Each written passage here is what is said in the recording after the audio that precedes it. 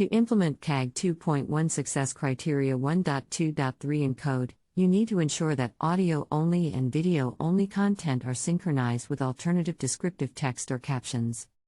The text or captions should provide an equivalent experience for people who are deaf or hard of hearing, and should also improve the experience for all users.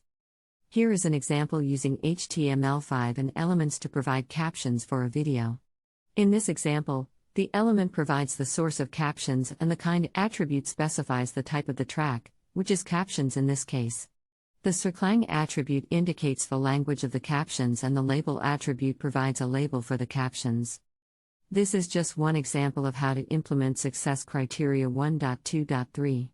Other methods include using JavaScript and APIs, such as the WebVTT API, to provide captions dynamically. It is important to thoroughly test and validate your implementation to ensure it meets all of the success criteria for this guideline.